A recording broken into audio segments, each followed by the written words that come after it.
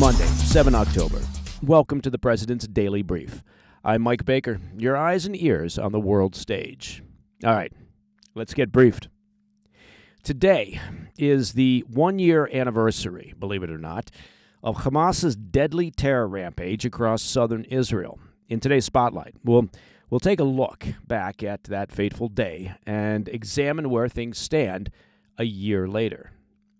Later in the program, we'll look at a new Reuters investigation exposing Tehran's campaign of targeted hits and kidnappings in the West. 33 assassination or abduction attempts linked to Iran since 2020, targeting Israeli and Western figures in Europe and the U.S. Then we'll turn our attention to the Indian Ocean. Well, you don't hear that said very often, where the United Kingdom's decision to cede sovereignty to a small cluster of islands could have major implications. And in today's back of the brief, yet another hurricane is closing in on Florida as communities across the southeast are still grappling with the devastation left by Hurricane Helene. We'll look at the storm and where it appears to be heading. But first, today's PDB Spotlight. It's a bit hard to believe, but exactly 1 year ago today, Palestinian militants, primarily from Hamas and Islamic Jihad, launched an unprecedented, brutal, medieval attack on southern Israel. The assault began just before daybreak on Saturday, during the Jewish Sabbath, when terrorists inside Gaza fired a barrage of rockets into southern Israel. Now, the rockets served as cover for a ground assault, dubbed by the terrorists Operation Al-Aqsa Flood. Militants launched drone strikes on border surveillance stations, followed by using heavy explosives and vehicles to create dozens of breaches in the security fence. Approximately 1,200 terrorists then poured out of Gaza, not only on foot, but also in trucks, motorcycles, even hang gliders. They were armed with automatic weapons, grenades, and anti-tank launchers. The gunmen reached dozens of locations outside the Gaza Strip, including towns and kibbutzes, some up to 15 miles from the Gaza border. Wherever they went, they indiscriminately killed civilians, men, women, children, the elderly. The level of barbarity was, at the time, unimaginable. Some of the violence was even captured by the terrorists using GoPro-style cameras, with many streaming their acts live on social media. Perhaps most infamously, the terrorists targeted the Supernova Music Festival, taking place in a field several miles from the border. According to Israeli reports, 270 people were killed at the scene. Caught off guard by the attack, Israel's military scrambled to respond, taking precious hours to organize. Gun battles continued long into nightfall, with militants holding hostages in standoffs in two towns. In a third town, militants occupied a police station, which Israeli forces struggled to reclaim until Sunday morning. When the bloodshed had ended, over 1,200 men, women, and children were dead. Another 251 were abducted by Hamas and other Palestinian terror and criminal groups, with around 100 still now being held in Gaza, although only about 65 are believed to be still alive. In retaliation, the Israeli military launched airstrikes on Gaza the following day, with Prime Minister Netanyahu declaring, quote, Israel is at war with Hamas. Now, it's clear that the 7 October attacks have also been catastrophic, of course, for the Palestinian civilians in Gaza. Not that Hamas is concerned with civilian casualties. Hamas leadership has referred to dead Palestinians as essentially a necessary result of Hamas's actions and objectives. The current death toll among Palestinians, as reported by the Hamas-controlled health ministry, stands at over 41,000, with over 96,000 injured. The United Nations Office for the Coordination of Humanitarian Affairs, that's the agency responsible for coordinating humanitarian relief, estimates that approximately 1.9 million people, that would be about 90% of Gaza's population, have been displaced at least once over the past year of war. The conflict has severely damaged Gaza's infrastructure, with about 60% of residential buildings affected and around 80% of commercial properties impacted. Only 17 of Gaza's 36 hospitals remain operational. In the days following the October 7th attacks, more terrorist groups, oddly associated with Iran, joined the fray. On October 8th, Hezbollah in Lebanon began firing rockets and artillery shells into northern Israel, and those attacks, of course, continue. By October 17th, Iraqi and Syrian militias started striking U.S. interests in the region, ultimately costing 3 American lives at a U.S. outpost in Jordan. On October 19th, Houthis in Yemen launched cruise missiles and drones toward Israel, later turning their focus to civilian shipping in the Red Sea, seriously disrupting, as they still do to this day, international trade. And what do all these groups have in common? Well, you ask yourself. They're all funded, trained, and resourced by the Iranian regime and its Revolutionary Guard Corps, the IRGC. Oh, and speaking of Iran, coming up after the break, we'll look at a Reuters report on 33 Iranian-linked assassination attempts in the West. And later, the UK's decision to cede sovereignty over key Indian Ocean islands. I'll have those stories when we come back. Welcome back to the PDB.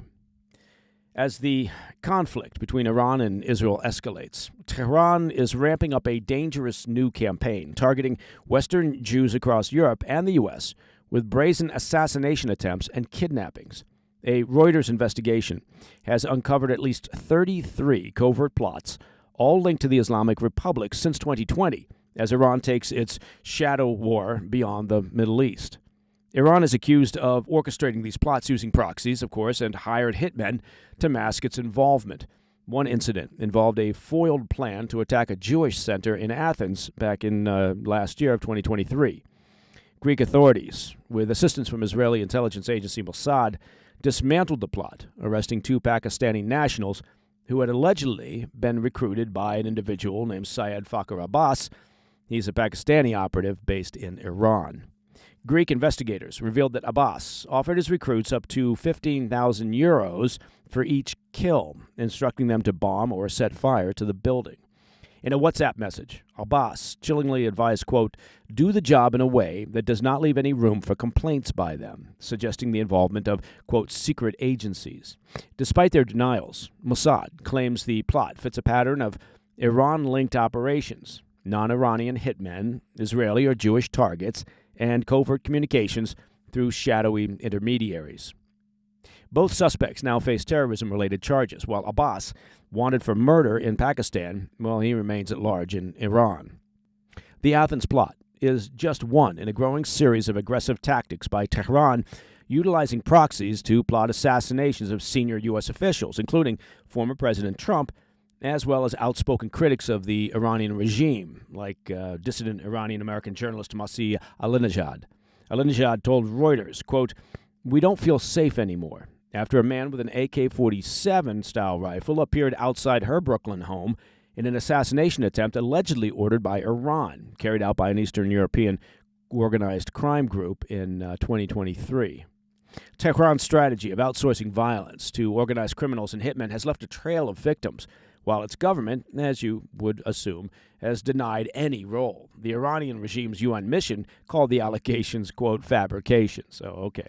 As Israeli intelligence chief David Barnea noted last year, the Islamic Republic's increasing reliance on proxies to, quote, orchestrate, mastermind, and direct operations is part of a broader strategy to obscure its involvement while intensifying its covert war in the West. Okay. Moving on to the Indian Ocean. The UK, in a historic shift, announced it will relinquish sovereignty over the Chagos Islands to Mauritius after more than 50 years of negotiations. The deal, revealed in a joint statement by UK Prime Minister Keir Starmer and the Mauritius Prime Minister, signals the end of Britain's direct control over one of its last colonial territories. The agreement includes the key atoll of Diego Garcia, which hosts a U.S. military base that's vital for operations in the Indian Ocean. Despite the handover, the base will continue to operate under joint U.S.-UK control for at least 99 years, guaranteeing security amid, of course, rising geopolitical tensions. In their joint statement, the UK and Mauritian leaders emphasized the treaty is a, quote, demonstration of our enduring commitment to the peaceful resolution of disputes and the rule of law, end quote, adding both sides are committed to ensuring the operations of the Diego Garcia base. The UK and Mauritian leaders described the agreement as, quote, a demonstration of our enduring commitment for the peaceful resolution of disputes and the rule of law. The deal is still pending final treaty arrangements. Now, President Biden, remember him? Well, he welcomed the deal, calling it, quote, a historic achievement that underscores diplomacy's role in resolving disputes while maintaining critical military assets. Biden emphasized that Diego Garcia, quote, plays a vital role in national, regional, and global security, end quote. However, not everyone shares this outlook. Some in the UK, including Conservative leadership candidate Tom Tugendhat, criticized the move, describing the agreement as a, quote, disgraceful retreat that risks undermining Britain's strategic interests. Adding fuel to the fire, here we go, Argentina seized on the moment to restate its claim over the Falkland Islands, with Foreign Minister Diana Mondino vowing to, quote, recover full sovereignty over the territory. Now, the Falklands have long been a source of tension between Argentina and the UK, culminating, of course, in the 1982 Falkland Islands War, which saw British forces defend the islands despite hundreds of deaths. In response to Argentina's provocative remarks, British forces in the Falklands have been on high alert. A team of British soldiers has been mobilized at RAF Mount Pleasant, the primary British military base in the Falklands, to prevent any symbolic Argentine incursions, such as planting a flag on West Falkland. British military readiness in the islands, well, it's not something new. In 2015, 20 British Special Boat Service SBS members conducted an unopposed landing on West Falkland to test defenses. While full invasion does seem unlikely, concerns grow over weakened maritime defenses. Once patrolled by destroyers and frigates, the Falklands are now guarded by just one offshore British patrol vessel. Despite these concerns, Falkland Islands Governor Alison Blake reassured residents, affirming the UK's, quote, unwavering commitment to defend the islands. Yeah, I was thinking just the other day that we didn't have enough conflicts in the world at the present time. How about a Falkland Islands conflict to add to the mix? Hopefully not. All right, coming up in the back of the brief, another major storm is closing in on Florida's Gulf Coast, while communities across the southeast, of course, are still recovering from Hurricane Helene. Stay with us. In today's back of the brief, the southeast is in the crosshairs for another major storm as Tropical Storm Milton intensifies, threatening landfall on Florida's hurricane-battered west coast by midweek. The National Hurricane Center, the NHC, warned Sunday that Milton is rapidly strengthening and poses life-threatening conditions to the region. Milton's approach comes less than 2 weeks after Category 4 Hurricane Helene ravaged the southeast, killing 25 people in Florida and over 220 across multiple states. Residents say the landscape is forever changed by that storm's surge. For some perspective, Helene brought catastrophic flooding, washing out roads, dumping more than 40 trillion gallons of rain. That's enough to fill 60 million Olympic-sized swimming pools over the last week. Recovery efforts are ongoing, with 75 missing person cases prompting the involvement of the FBI and the Department of Homeland Security. Pinellas County in Florida, one of the hardest hit areas by Helene, is still dealing with flooded roads, collapsed infrastructure, and power outages plaguing thousands. The arrival of another storm so soon threatens to worsen these efforts, of course, as volunteers and emergency personnel continue to assist with rescues in areas still inundated by floodwaters. The NHC forecasts that Milton will strengthen into a major hurricane with winds exceeding 111 miles per hour, that would be a Category 3, before landfall on Florida's west coast.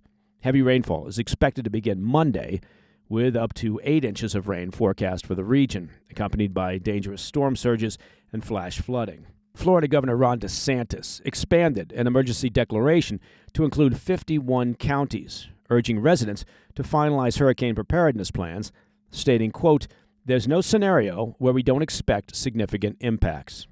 Relief organizations like the Red Cross and national voluntary organizations active in disaster are calling for donations to aid those affected by Helene and soon Milton. As Florida residents prepare for the impending storm, local authorities are urging residents to stock up on essentials like food, water, and fuel. And that, my friends, is the President's Daily Brief for Monday, 7 October.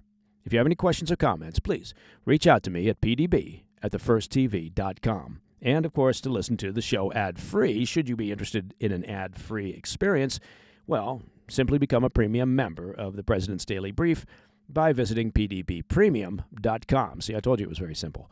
I'm Mike Baker, and I'll be back later today with the PDB Afternoon Bulletin. Until then, stay informed, stay safe, stay cool.